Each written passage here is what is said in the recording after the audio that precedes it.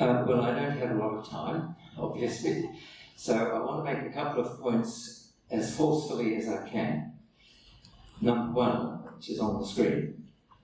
I agree with all of those who argue that the American militarisation of Australia and its penetration into the ADF and the defence policy making means that if the United States were to go to war against China, Australia would inevitably be sucked into the vortex. Second point, please. I disagree, however, that the US will go to war against China. It has reiterated time and again that it will fight any nuclear-armed adversary by proxy, as we can see it is currently doing against Russia in Ukraine. The integration of US and Australian armed forces has reached full interchangeability, a very important word, which means that any US assets based in Australia can be rebadged as Australian, so that the United States could claim no direct involvement. Again, we see this very thing happening right now in Ukraine, where the United States and NATO armaments and technical advisors are labelled as assets of Ukraine's armed forces. So,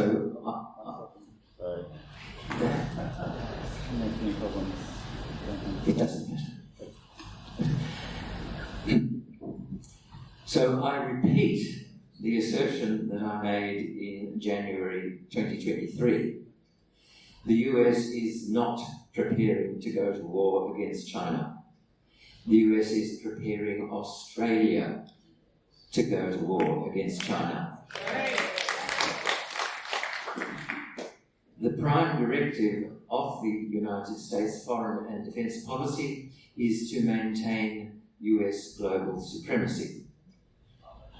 The obsessive, manic commitment to world supremacy has turned the US into a giant vampire, sucking the lifeblood out of the vast majority of countries, especially those of the global south. We saw it in Syria, where Trump said, "We are there for the oil." And in Ukraine, where Lindsey Graham said, "We cannot let Putin have the vast resources of Ukraine, we must keep them for ourselves." To its eternal shame, Australia has been feeding off the spoils of the United States rules-based international order. The price has been high. Loss of morality in favour of expediency. Loss of respect and trust from our neighbours. Loss of the rule of law in favour of the rule of the jungle. Loss of financial and economic control. Loss of cultural identity. Loss of independent perception of the world around us. Loss of ability to formulate independent policies accordingly. Loss of sovereignty over our own territory. Loss of sovereignty over our own military installations and capability. The issue which the United States uses to provoke a war between China and the American proxies in the Asia-Pacific region is the status of Taiwan. There's a lot of disinformation and confusion about this, so I've been asked to lay out Australia's legal position regarding Taiwan. Australia's One China principle recognises Taiwan as part of China. It predates, by several decades, Australia's recognition in 1972 of the People's Republic of China as the sole legitimate government of the whole of China. Before, during and after the Second World War, Australia maintained diplomatic relations with the Republic of China on the basis that Taiwan was part of China, even when it was under military occupation by Japan. My late father-in-law was the junior diplomat in the Australian legation in Chongqing in 1944, so I have been regaled by my parents-in-law of all sorts of fascinating stories about life in Chongqing in 1944. At the end of World War II, Japan's instrument of surrender legally restored Taiwan to China, then nominally the Republic of China. And we continued recognition and diplomatic relations with the Republic of China as the whole of China, including Taiwan, until 1972. The establishment of the People's Republic of China in 1949 amounted to a change of governance, that is, the system of government, but also a change of government, that is, the organisation that controlled the levers of power. But it did not constitute a change to China's sovereign territory, a point on which both the Communist Party of China and the Nationalists agreed. Our joint communique of 1972 acknowledged, that is, recognised and accepted that Taiwan is integral to China. Accordingly, we ceased to recognise the Republic of China and severed diplomatic relations with it on the understanding that unofficial exchanges could continue. So, our joint communique did not create Australia's One China principle. It reaffirmed a principle which Australia had conducted its dealings with China since well before the end of the Second World War. Assertions by the United States that it adheres to the One China principle and does not intend to go to war against China offer us cold comfort. It continues to arm Taiwan, and the network of proxies from Japan through South Korea and the Philippines down to Australia for a war against China. Efforts by the agents for political and strategic policy of the United States within the Australian Parliament and government, as well as abroad, to goad China into war over Taiwan continue unabated. A recent example is the Senate motion that deliberately misrepresented the United Nations resolution that recognised the People's Republic of China in the General Assembly and the Security Council. The UN resolution did not mention the Republic of China nor Taiwan by name, specifically to avoid any implication that Taiwan had status as a separate international entity.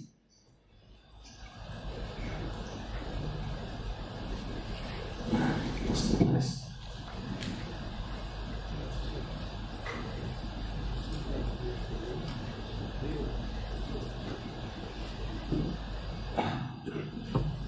Parliamentary visits run counter to Australia's undertaking not to engage in official dealings with Taiwan.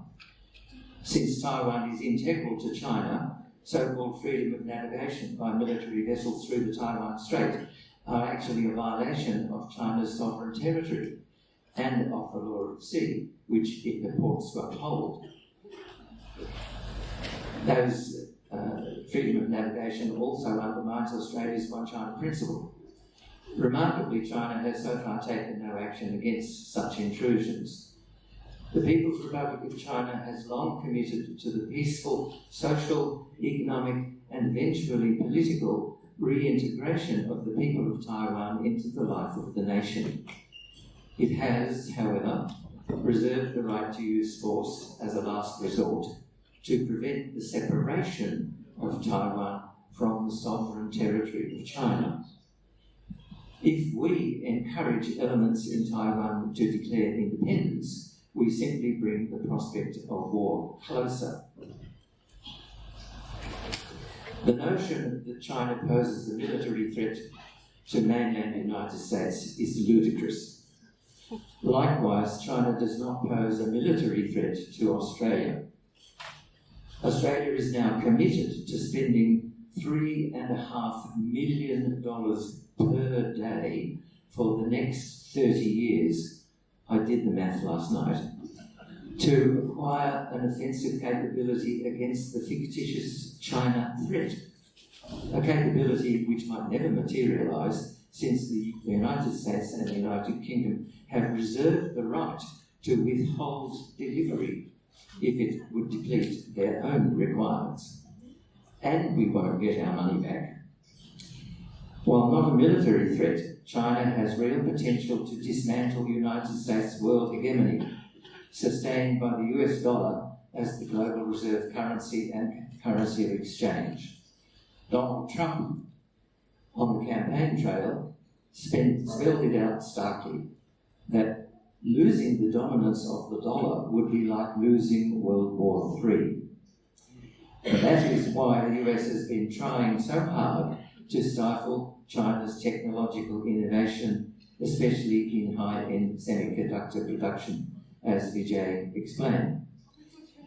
The decision to make Australia a domestic supplier of rare earths is not about providing Australia with ease of access into the American market.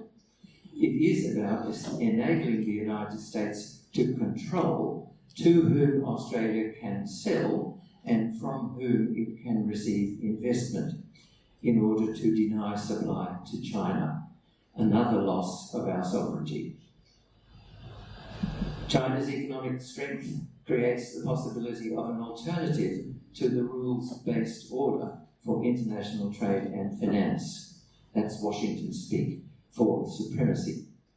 China, in partnership with Russia, is the main driver of the BRICS nations. I think you all know who the BRICS nations are, and of course that organisation is expanding exponentially, and our near neighbours Indonesia, Malaysia and Vietnam are likely to join this month. Cold War tactics by America, such as punitive tariffs, sanctions and confiscation, stealing of the reserves of other countries, are not coercing them to stick with the dollar. It's driving them away from the dollar. Australia is intertwined in America's Western financial system. That's why Penny Wong said recently that Australia must uphold the international rules-based order. Australia would fare far better in the long run by participating in the BRICS system. The Washington warmongers have concluded that for the US to remain top dog, it must bog China down in a war to slow its economic growth and impede its ability to engage in the economic development of other countries.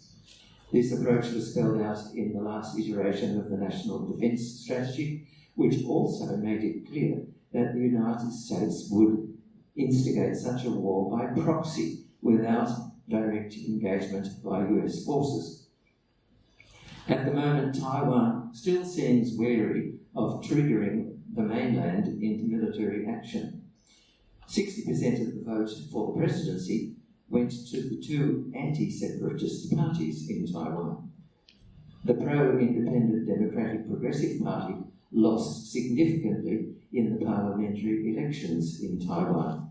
So it's pretty clear to me that there is not a popular groundswell for independence. That's why we see the United States stepping up its presence in the Philippines and pushing them into ever more provocative actions against China. Vietnam is building up bases in the South China Sea, but that does not create a problem between Vietnam and China. A false flag operation to spark a war between China and the Philippines is, in my view, increasingly likely. If Australia refuses to go to the defence of the Philippines or Taiwan or whomever, it will invite the opprobrium of the United States, which is completely ruthless towards those who are not fully on board with it. The stranglehold that the United States has over Australia's economic, financial and defence systems means, as John Mearsheimer said, and I quote, "The US can do much more damage to Australia than China can." When the US decides that the time is ripe for Australia to go to war against China, Australia will go to war against China. So Peter Dutton was right, or it seems he was right. It is inevitable. Or it will be if the vast majority of the people of Australia do not stop fearing the consequences of gainsaying America. Australia's policies have long been driven by fear. Fear of countries in our own region, currently China, but especially the fear of abandonment. It's time we had abandonment of fear.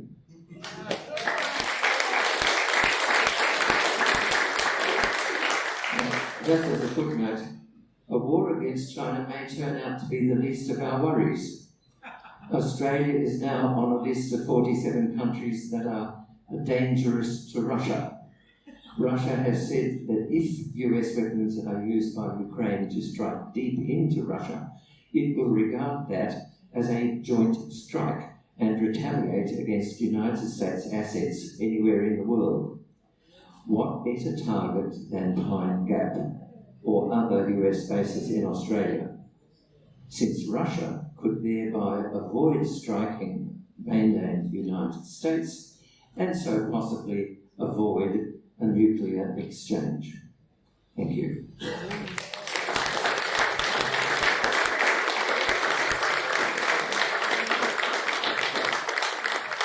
Thank you so much.